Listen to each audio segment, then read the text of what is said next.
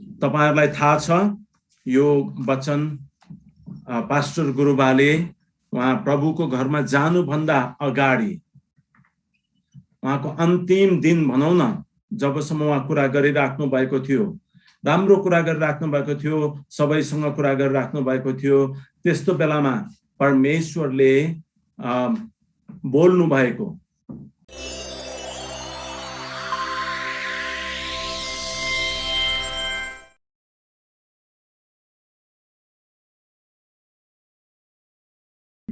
सबैजनालाई जय मसीह। हामी अलिकति अप्ठ्यारो परिस्थितिमा हामीहरू आएका छौं।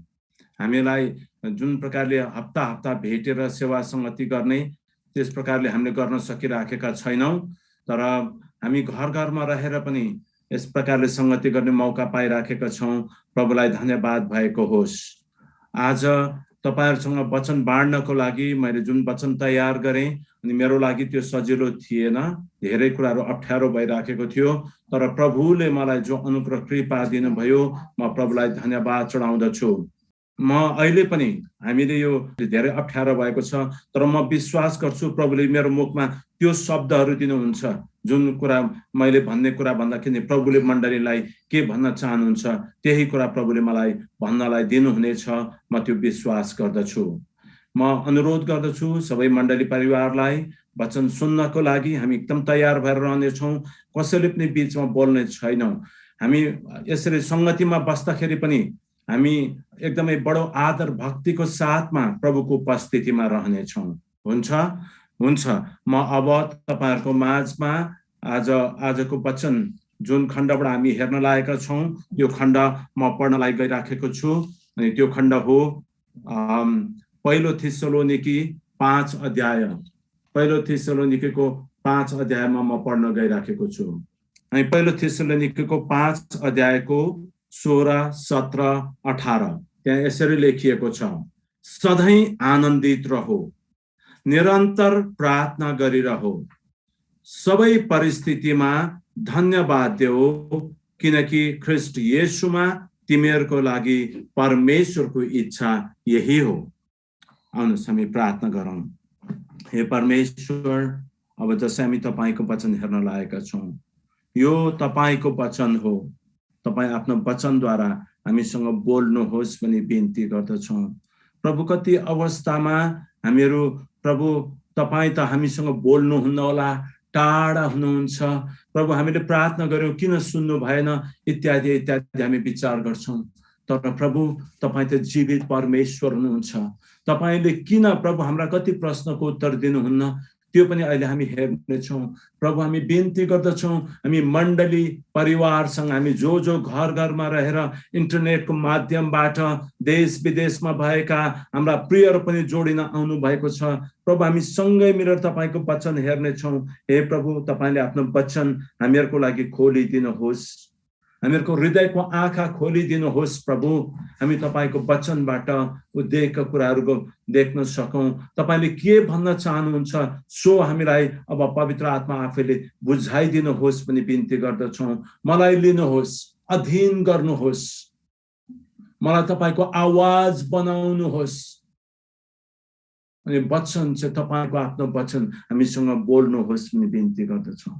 पवित्र आत्मा तपाई आफैले हामीलाई सहायता गरिदिनुहोस्, तपाईको वचन सुन्नलाई बुझ्नलाई सहायता गर्नुहोस्, येशू प्रभुको नाममा आमेन।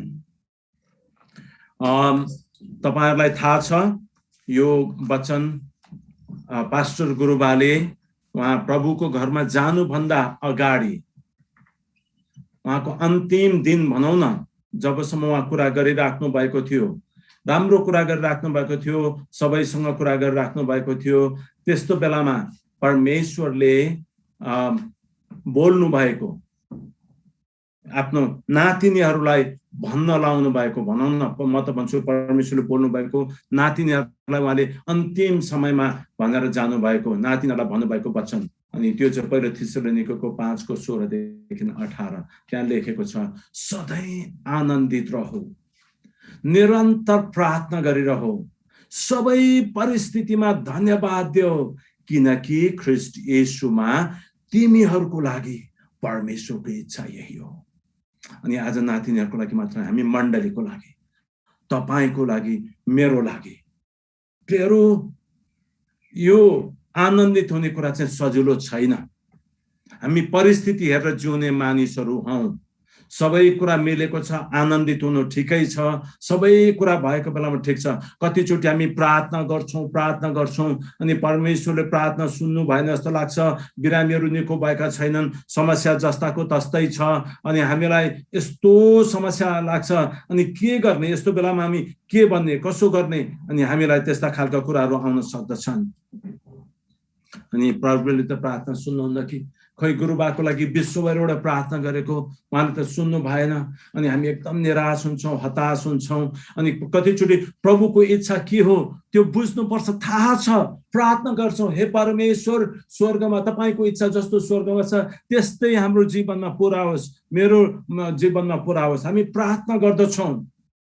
तर रियालिटी चाहिँ फरक छ।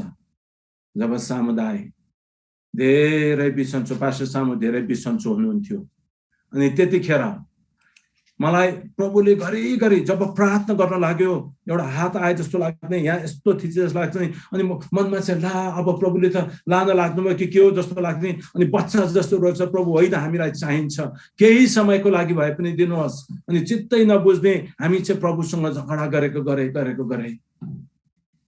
अनि प्रभुले लैजानु भयो। अनि गाह्रो भयो, हामी सबैलाई गाह्रो भयो। अनि त्यस्तो अवस्थामा कसरी रमाउने? म फेरि पनि कुरा बताउन लाग्छु। हामी परिस्थिति हेरेर जिउने मान्छे। मैले अस्ति पनि बताइराखेको थिएँ एउटा तपाईलाई हैन, समुद्रको किनारमा जाँदै गर्दाखेरि जब सबै घमाइलो रमाइलो सबै कुरा झलमल्ल थियो, ऊ एकदम आनन्दित थियो, खुसी थियो, अनि प्रभुलाई धन्यवाद भनिराखेको थियो। जब आँधी बतास छालहरू आउन लाग्यो, ऊ आत्तिन लाग्यो, भन्न लाग्यो प्रभु तपाईँ कहाँ हुनुहुन्छ। अनि त्यस्तै एउटा घटना मर्कुसको 4 अध्यायको 37-38 मा पनि तपाईले हेर्नुभयो भने त्यहाँ पनि तपाईले त्यहाँ देख्न सक्नुहुन्छ। कसरी प्रभुले चेलाहरूलाई अब झिलको पारीपट्टि जाउँ भन्नुहुन्छ। डुङ्गामा चढेर उनीहरू त्यहाँ पारी जान लागेका हुन्छन्। अनि त्यहाँ लेखेको छ कि कसरी बीचमा पुगिसकेपछि अनि त्यहाँ हुरी बतास चल्यो 37 पदमा। अनि हुरी बतास चल्यो, छालहरू डुङ्गामा बज्रन लागे, यहाँसम्म कि डुङ्गाहरू पानीले भरिन लाग्यो। अनि उनीहरू चाहिँ तल गएर चाहिँ येशू प्रभु चाहिँ निदाइराख्नु भएको थियो। अनि उनीहरूले चाहिँ के भन्न लाग्छन्, प्रभु तपाईले के तपाईलाई हामीहरूको वास्ता छैन? तपाईँ देख्न सक्नुहुन्न हामीलाई तपाईको वास्ता छैन? डुब्न लागिसक्यो। उनीहरू चाहिँ झकझकाउन गइराखेका छन्, के तपाईलाई हाम्रो वास्ता छैन? तपाईलाई कस्तो लाग्छ? परमेश्वरले हामीहरूको वास्ता गर्नुहुन्न? एउटा दूध खुवाउने आमाले त आफ्नो नानीलाई बिर्सन सक्दैन, कहिले पनि बिर्सन सक्दैन। सधैँ आँखा खुला राखिराखेको हुन्छ, कहाँ छ, के गरिरहेको हुन्छ हेरिराखेको हुन्छ, कतै चोट पर्छ कि एकदमै अलर्ट बसेको हुन्छ। अनि वचनमा त लेखेको छ, बरु दूध खुवाउने आमाले बिर्सन सक्छ, म तिमीलाई बिर्सन सक्दिनँ। जबसम्म येशू प्रभु डुङ्गामा हुनुहुन्छ उनीहरू डुब्दैनन्। जबसम्म येशू प्रभु तपाईँ र मेरो जीवनमा हुनुहुन्छ, जबसम्म हामीलाई प्रभुले डुब्न दिनुहुन्न, नाश हुन दिनुहुन्न। हो, कतिचोटि हामीले उहाँले व्यवस्था गरेर जान्छ, प्रभु त निदाइराख्नु भएको छ। होइन प्रियहरू, जबसम्म प्रभु हुनुहुन्छ हामीलाई प्रभुले जहाँ लान चाहनु भएको त्यहाँ चाहिँ उहाँले पुर्याउनुहुन्छ। यसैले हामी सबै परिस्थितिमा सधैँ आनन्दित रहने कुरा चाहिँ हाम्रो परिस्थितिलाई हेरेर होइन, येशूलाई हेरेर। तपाईँ र मेरो आँखा येशूमा लगाउँछौँ, परिस्थितिलाई नहेरेर येशूमा लगाउँछौँ भने हामी आनन्दित हुन सक्छौँ, किनकि हामीलाई थाहा छ हामी सुरक्षित छौँ। पत्रुस डुब्न लागेको थियो, जब उसले छालहरू हेऱ्यो, ऊ पानीमाथि हिँडेर जाँदै थियो। जब पानी मजाले हिँडिराखेको थियो, जब उसले छालहरूलाई हेऱ्यो ऊ आत्तियो, उसको विश्वास डगमगायो, ऊ डुब्न लाग्यो। उसले हतार हुन्छ, प्रभु मलाई बचाउनुहोस्। प्रभुले हात समातेर तानेर निकाल्नुहुन्छ।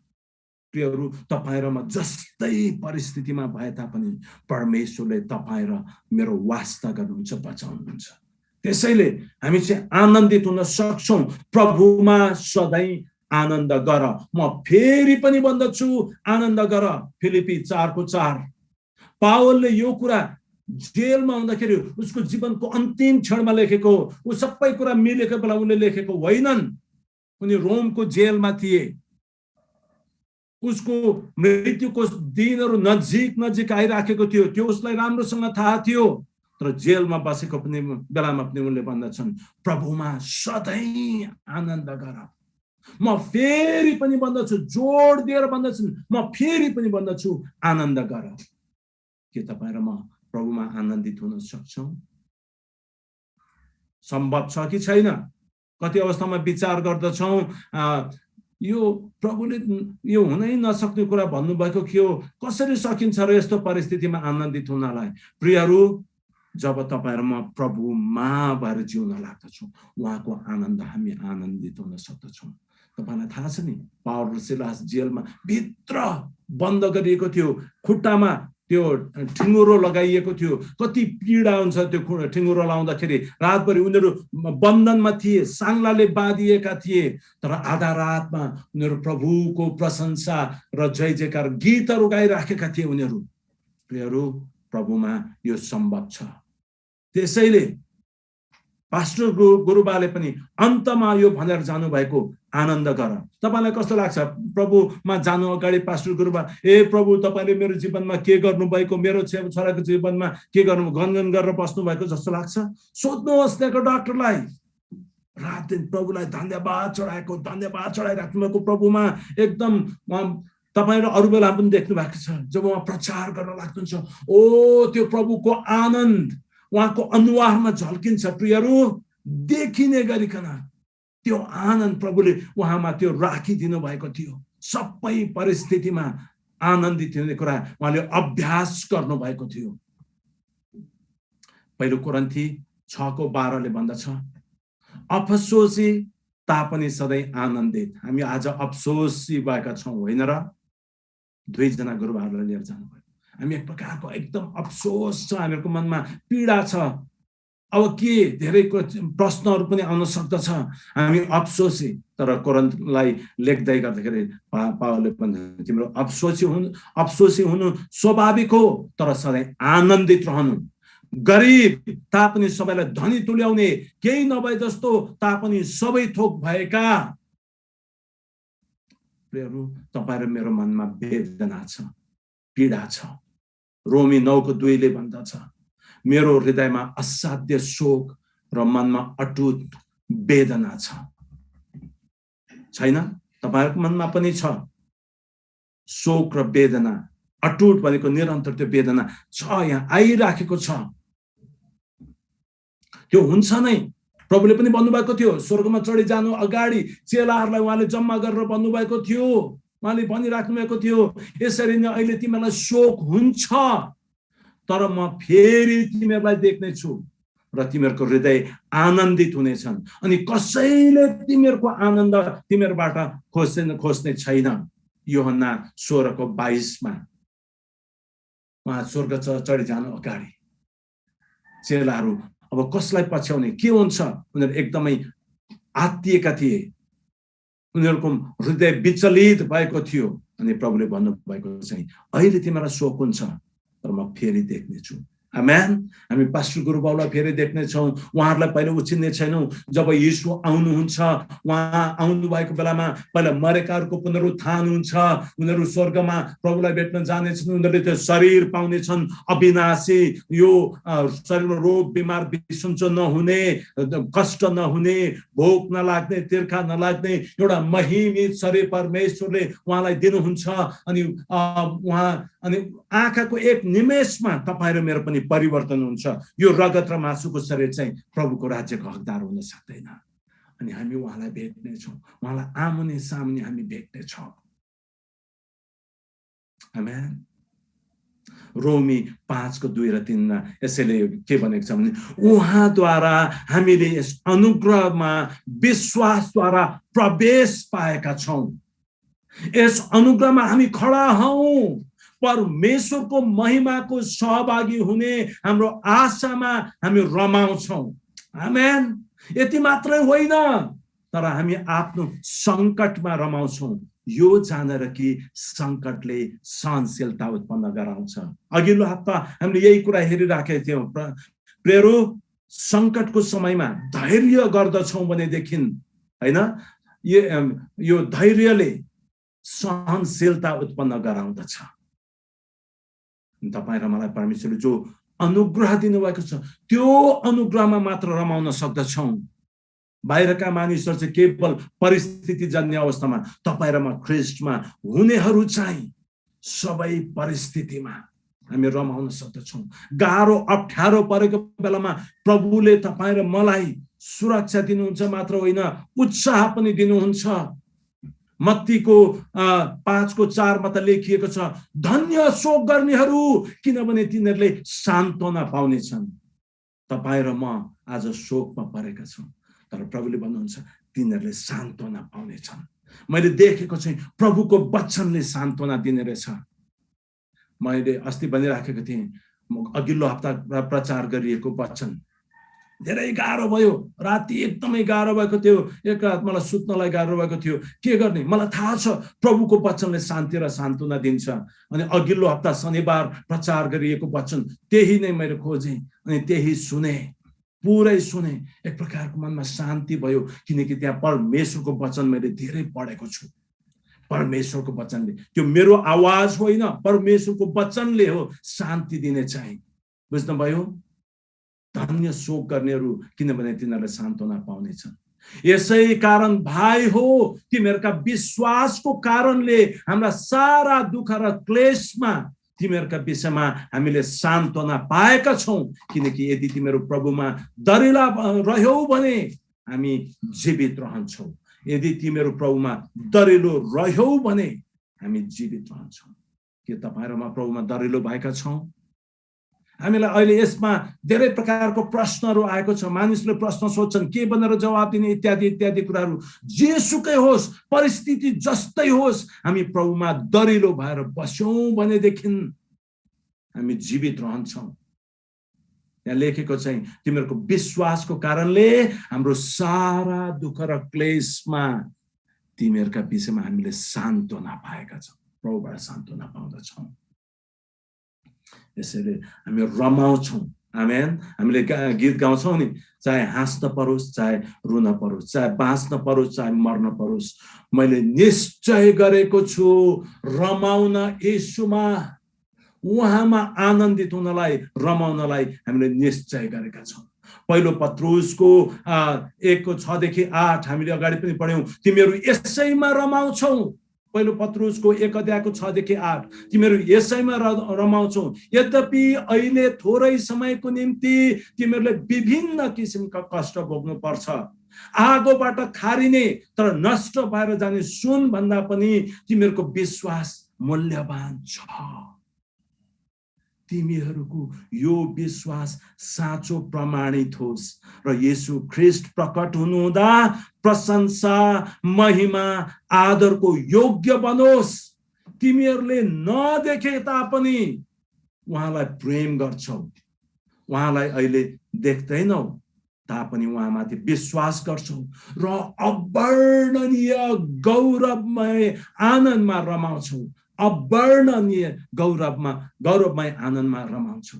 बयान गरेर नसकिने त्यो सुन्दर त्यस्तो आनन्दमा तिमीहरू रमाउन सक्ने हुन्छौ। अनि लुका 21:36 तर आइपर्ने सबै कुराबाट उम्कन। अब दोस्रो खण्ड मलाई पढ्नु मन परेको छ, त्यही नै हो। त्यहाँ लेखेको चाहिँ के छ भने त्यसपछि सधैँ आनन्दित रहो। दोस्रो चाहिँ निरन्तर प्रार्थना गरिरहो भनेको छ, निरन्तर प्रार्थना गरिरहो। अनि लुकाको 21:36 पनि भन्छ, आइपर्ने सबै कुराबाट उम्कन र मानिसको पुत्रको सामने खडा हुन समर्थ हुनलाई सबै समय प्रार्थना गर्दै जागा रहो। मलाई त यस्तो लाग्दैछ यो सबै परिस्थिति हेर्दाखेरि यो कोभिडको पनि दोस्रो लहरले तेस्रो लहरको कुरा गरिराखेको छ। अन्तै नहुने जस्तो स्थिति देखिन्छ। लडाइँ र झै झगडाका कुराहरू सुनिराखेका छौँ। विभिन्न घटनाहरू घटिराखेको देख्दाखेरि साँच्चै प्रभु आउँदै हुनुहुन्छ।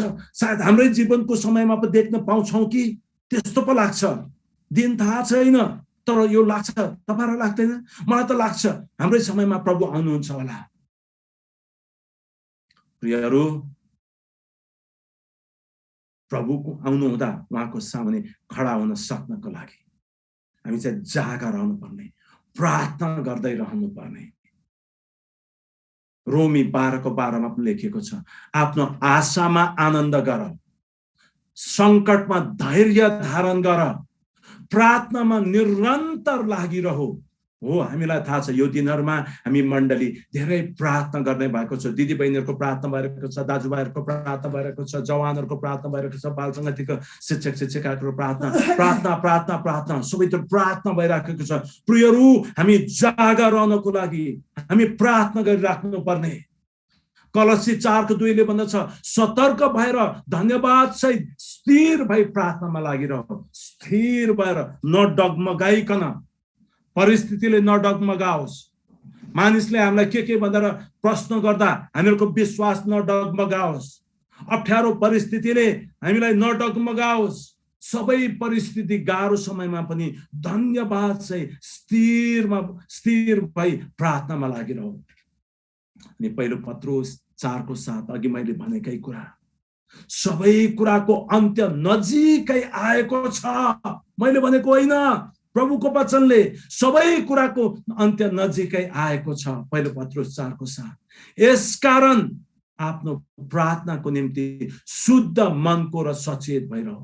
प्रार्थनाको निम्ति मन शुद्ध र सचेत राख्ने अनि प्रार्थनामा लाग्ने। आमेन, आमेन। अनि अर्को कुरा चाहिँ, अन्तिम कुरा चाहिँ यहाँ लेखेको, सबै परिस्थितिमा धन्यवाद देऊ, किनकि ख्रीष्ट येशूमा तिमीहरूको लागि परमेश्वरको इच्छा यही हो। सबै परिस्थितिमा पास्टर बाउलाई प्रभु तपाईलाई आफ्नो घरमा लिएर जानुभयो, धन्यवाद। समुदायलाई तपाईलाई लिएर जानुभयो, अब गनगन गर्दैनौ, हामी भन्छौँ प्रभु धन्यवाद। यसकारण परमेश्वरलाई येशूद्वारा प्रशंसाको बलि निरन्तर चढाऊ। यो प्रशंसा उहाँको नाउँ स्वीकार गर्ने ओठको फल हो। हिब्रू 13:15। हिब्रू 13:15। मानिसहरूले हामीलाई विभिन्न किसिमका कुराहरू भनिराखेका छन्, उडाउँछन्। मलाई यहाँ कतिवटा इन्टरभ्यूको लागि भन्यो, एउटा कुरा हामीले भन्न खोजेको, तर त्यसलाई काट्नको लागि अरू मान्छेहरू ल्याएर राख्यो। कहाँबाट के पठाउँछन् तपाईहरुले पनि सुन्नु भएको होला। मानिसहरूले यही बेलामा कुनै कहाँ अगमबाणी भयो रे कथा भयो, अगमबाणी चाहिँ मण्डलीमा हुनुपर्छ। हामीले सुधार गर्नुपर्ने हुने, जसले सुधार गर्नुपर्छ त्यो ठाउँमा अगमबाणी हुनुपर्ने हो। कहाँ अमेरिकामा कि अरू ठाउँमा अगमबाणी भयो रे, कतिले अगमबाणी गरेहरूले। अनि नेइमामा चाहिँ एउटा साँडे पसेको छ र त्यसले पनि के भत्काएको छ रे, बिगारेको छ रे, यस्तो कुराहरू। नेइमामा पाप छ रे, अनि पापको पश्चाताप गर्नुपर्छ, व्यभिचारका पापहरू छन्, पश्चाताप गर्नुपर्छ इत्यादि अगमबाणी भएका रहेछन्। हामी तयार छौं। यदि हामीले यदि होइन हामीले मण्डलीले पाप गरेका छन्, ठूलो मण्डली छ, कसले हामी भन्न सक्दैनौं, हामी न्यायकर्ता होइनौं। प्रभु जान्नुहुन्छ, प्रभुले देखाउनु भयो भने हामीले हाम्रा पापहरू स्वीकार गर्नुपर्छ, हामीले हाम्रा पापहरू मानिलिनुपर्छ, पश्चाताप गर्नुपर्छ। त्यसमा कुनै दुविधा छैन। हामीले पश्चाताप गर्नै पर्छ, गर्नै पर्छ। प्रियहरू, हामीले पश्चाताप गर्नै पर्छ। पश्चातापी हृदय प्रभुले खोजिराख्नु भएको छ। तर कस्तो अवस्थामा भने हामीलाई त्यो पापहरू पवित्र आत्माले देखाउनुहुन्छ, अगमबाणी र यस्तोबाट पनि देखाउनुहुन्छ। तर अरू कसैको घरमा म यहाँ बसेर तपाईको घरमा यसो भयो भनेर कल्पना गरेर तपाईलाई यस्तो भयो भनेर मैले चाहिँ यहाँबाट अगमबाणी गरेर हुँदैन। त्यो अगमबाणी मैले सुनेको हुनुपर्छ, मण्डलीले सुनेको हुनुपर्छ। अयुबको विषयमा अघिल्लो हप्ता हामीले हेर्यौं। अयुबका सबै छोराछोरीहरू मरे, सबै कुरा लुटेर लग्यो, केही पनि बाँकी रहेन। उसको शरीर भरि पनि घाउ नै घाउ आयो। उसको श्रीमतीले पनि भने, यस्तो अवस्थामा पनि तपाईँ परमेश्वरको प्रशंसा गर्ने, बरु तपाईँ परमेश्वरलाई सरापेर मर्नुहोस्। श्रीमतीले पनि त्यो भनिराखेको छ। त्यस्तो अवस्थामा पनि अयुबले प्रभुलाई कहिले पनि दोष लगाएनन्, उनले कुनै पनि पाप गरेनन् भनेर भन्दछ। तर त्यतिखेर उसका साथीहरू आएका थिए। एलिपज बेइमानी, तेमानी पो हो क्या रे, मलाई घरिघरि त्यही भन्नु आउँछ। एलिपज बेइमानी, सोपर नजाति, नजाति होइन, नमाति। मलाई त्यही भन्नु मनपर्छ, नजाति नै हो। उसको पीडामा, अय्युबको पीडामा कष्ट थप्ने ती मानिसहरू थिए। बिल्दद सुही, यिनीहरूले चाहिँ तपाईले यस्तो गर्नुभयो, उस्तो गर्नुभयो। अय्युबको विश्वास पनि कता कता हल्लिए जस्तो लाग्छ। अनि तपाईले अय्युबको जीवनी पढ्नुहोस्। तर अन्तमा आएपछिबाट यति धेरै उनीहरूले पीडा थपिदिएका थिए तापनि जब अय्युबले एलिफज तेमानी, बिल्दद सुही, सोपर नमाती लाई परमेश्वरको आज्ञा अनुसार आफ्ना मित्रहरूको लागि उनले अर्ज बिन्ती गरिदिए। परम प्रभुले अय्युबको प्रार्थना सुन्नुभयो, उनीहरूलाई क्षमा गर्नुभयो। अय्युबको जीवनमा 2 गुणा बढी आशिषहरू ल्याउनु भयो। पछि हामी पढ्छौं 7 जना सुन्दरी छोरीहरू थिए, 3 छोराहरू भए। उसको धन सम्पत्ति पहिलाभन्दा 2 गुणा भयो, किनकि अय्युबले क्षमा दिए। तपाईं र मलाई पनि अब यस्तो बेलामा धेरै कुराहरू भन्न सक्छन् मानिसहरूले, धेरै कुरा भन्न सक्छन् यस्तो र त्यस्तो। उनीहरूसँग प्रतिवाद नगर्ने, उनीहरूलाई के भनेर सफाई दिन कोसिस पनि नगर्ने, किनकि परमेश्वरको इच्छा यही छ कि असल गरेर नै तिमीहरूले मूर्ख मानिसको अज्ञानतालाई चुप गराउनु पर्दछ। असल गरेर नै मूर्ख मानिसका अज्ञानतालाई चुप गराउनु पर्दछ। प्रियहरू, गाह्रो छ यो बेलामा, क्षमा दिन पनि गाह्रो छ, यतिखेर आनन्दित हुन पनि गाह्रो छ। मलाई तपाईहरुलाई एउटा कथा नभन्नु, समय गएको हुनाले गर्दाखेरि नभन्नु जस्तो लागेको थियो, तर मलाई भन्नु मन पर्यो। धेरै अगाडि नै 18औं शताब्दीतिर हारोसी भन्ने एकजना व्यापारी थिए। उनको रियल एस्टेट बिजनेस भन्छ। शिकागो भन्ने शहरमा धेरै जग्गा जमिनहरू, धेरै घरहरू थियो। घरहरू रेन्टमा लगाएर राम्रो पैसा कमाएर राम्रो परिवार चलिराखेको थियो। उसको सुन्दर छोरीहरू थिए। अनि 1871 मा एउटा ठुलो आगलागी भयो त्यो शिकागो शहरमा। उसका धेरै घरहरू जलेर नष्ट भयो। उसले धेरै पैसा घाटा बेहोर्नु पर्यो, उसको धेरै पैसा डुब्यो। अनि त्यसको केही समयपछि उसको एउटा छोरी ज्वरो आएको बिरामीले मर्यो। अनि उसको श्रीमतीलाई एनलाई धेरै चोट पुग्यो। त्यसपछि हारोसीले विचार गरे उनलाई चाहिँ केही समय घुम्न पठाउनु पर्छ होला, मन बहलाउनको लागि। इङ्ल्यान्डमा घुम्नको लागि पठाएको हुन्छ। इङ्ल्यान्डमा घुम्नको लागि पठाएको बेलामा उनीहरू त्यो बेला प्लेनहरू थिएन, समुद्रको बाटो जानु पर्थ्यो। अनि समुद्र ठुलो पानी जहाजमा उनीहरू यात्रा गर्दै थिए। समुद्रको बीचमा कुनै ठाउँमा पुगेपछि समुद्री आँधीहरू चल्यो, छालहरू उठ्यो, त्यो जहाजलाई हिर्कायो। त्यो जहाज डुब्यो, टुक्रा टुक्रा भयो, जहाज डुब्यो। करिब 200 मानिसहरू मरे। अनि त्यसमा हारोसीका सबै छोरीहरू पनि मरे। तर उसको श्रीमतीलाई चाहिँ कुनै नाविकहरूले बचाएको रहेछ। अनि उसलाई उद्धार गरिसकेपछि त्यतिखेर चाहिँ फोन थिएन, केही पनि थिएन, टेलिग्राम थियो। छोटो टेलिग्राम पठाउनु पर्ने। अनि एउटा टेलिग्राम हारोसीले पाए। त्यसमा लेखिएको रहेछ, सेभ्ड अलोन, म मात्रै बाँचेको छु। त्यति मात्र हो। अहिले त्यो बेलामा पठाउने कुराहरू थिएन, म मात्रै बाँचेको छु। उसको श्रीमतीले त्यो पठायो। उसले खबर पायो, उसका सबै छोरीहरू मरे। व्यापार बन्दोबस्तहरू सबै खत्म भयो। 4 जना प्रभुको डर मान्ने मान्छे, प्रभुको भय मान्ने मान्छे, किन यस्तो भयो? अनि त्यसपछि यो मानिस फेरि अर्को जहाज लिएर उसको श्रीमती भएको ठाउँमा जानु पर्यो, भेट्नलाई जानु पर्यो, ल्याउनु पर्यो। जहाजमा लिएर जाँदै थिए। अरू नाविकहरूले भने तिम्रो परिवार डुबेर मरेको ठाउँ यही एरियामा हो। अनि त्यतिखेर उनले परमेश्वरलाई किन यस्तो प्रभु भनेर भनेनन्। मैले यहाँ सबै त्यो लेखी लिएर आएको थिएँ। मैले हिजो रेबेकालाई पनि मैले अनुरोध गरेको थिएँ।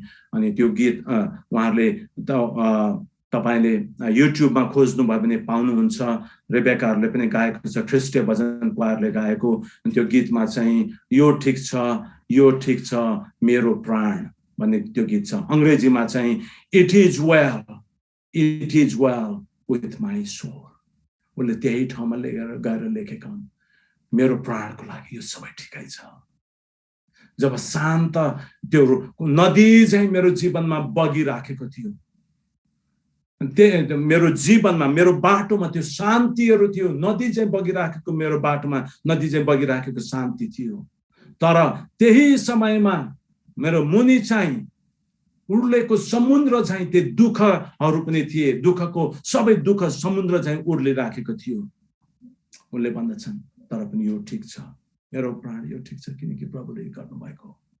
अयुबले भने जस्तै परम प्रभुले दिनुभयो, परम प्रभुले लिनुभयो, उहाँकै नाउँको महिमा भएको होस्, उहाँकै प्रशंसा भएको होस्। धेरै गाह्रो छ भन्नलाई। प्रभुको अनुग्रहको शक्तिमा उहाँले तपाईँ र मलाई भन्न दिनुहुन्छ। जसले जेसुकै बनोस्, अरूले कुरा काटे पनि बरु प्रार्थना गरिदिउँ। हामी भन्न सकौँ प्रभु यो ठिक छ, यो ठिक छ मेरो प्राण। It is well oh my soul. मलाई तपाईमा रमाउन दिनुहोस् प्रभु, तपाईमा आनन्दित हुन सिकाउनुहोस्। सबै परिस्थितिमा तपाईमा आनन्दित हुन सिकाउनुहोस् प्रभु। मेरो मण्डलीलाई सबै परिस्थितिमा आनन्दित हुन सिकाउनुहोस्। नैम मण्डलीहरूलाई सबै परिस्थितिमा आनन्दित हुन सिकाउनुहोस्। नैम गोङ्गोबु चर्चलाई सबै परिस्थितिमा आनन्दित हुन सिकाउनुहोस्, किनकि यो तपाईको इच्छा हो। सबै परिस्थितिमा धन्यवाद देऊ, किनकि ख्रीष्ट येशूमा तिमीहरूको निम्ति परमेश्वरको इच्छा यही छ। प्रभु तपाईको इच्छा यही छ कि यो परिस्थितिमा हामी तपाईमा रमाउन सकौं। अनि प्रभु आफै त सक्दैनौं, तपाईमा रह्यौं भने मात्रै, तपाईको वचनमा रह्यौं भने मात्रै। हे प्रभु तपाईको वचनद्वारा हामीलाई शान्ति र सान्त्वना दिनुहोस्, ढाडस र साहस दिनुहोस्, उत्साह दिनुहोस् प्रभु, अनि हामी तपाईमा रमाउन सकौं। यही हामी तपाईसँग प्रार्थना गर्दछौं। हामीहरूको मण्डलीमा अझै पनि कतिजना बिरामीहरू छन्, कोभिडको बिरामीहरू छन्। प्रभु उनीहरूलाई तपाईले निको पारिदिनुहोस्, तपाईलाई हेर्नेहरू बनाइदिनुहोस्, निराश हताश हुनदेखि तपाईले जोगाइदिनुहोस् प्रभु। हाम्रा कति प्रियहरू हस्पिटलमा छन्, उनीहरूलाई तपाईले त्यही छुनुहोस्, निको पारिदिनुहोस् प्रभु। कसैलाई पनि निराश हताश हुने होइन। गुरुबाले जे भन्नु भएको थियो, सधैँ आनन्दित रहो, निरन्तर प्रार्थना गरिरहो, सबै परिस्थितिमा धन्यवाद चढाओ, किनकि तिमीहरूको निम्ति ख्रीष्ट येशूमा परमेश्वरको इच्छा यही छ। प्रभु तपाईको इच्छा हामीहरूको जीवनमा हामी पालन गर्न सकौं। हाम्रो बिन्ती सुन्नुहोस्, बिन्ती प्रार्थना धन्यवाद येशू प्रभुको नाममा चढाउँदछौं। आमेन। अब आशीर्वाद, अब हाम्रा प्रभु येशू ख्रीष्टको अनुग्रह, परमेश्वर पिताको प्रेम, पवित्र आत्माको शान्ति, सहभागिता हामी एक जनासँग आज भोलि अनि सदा सर्वदा बनिरहन्। आमेन। प्रियहरू, म तपाईहरुलाई सबैजनालाई जय मसीह भन्न चाहन्छु।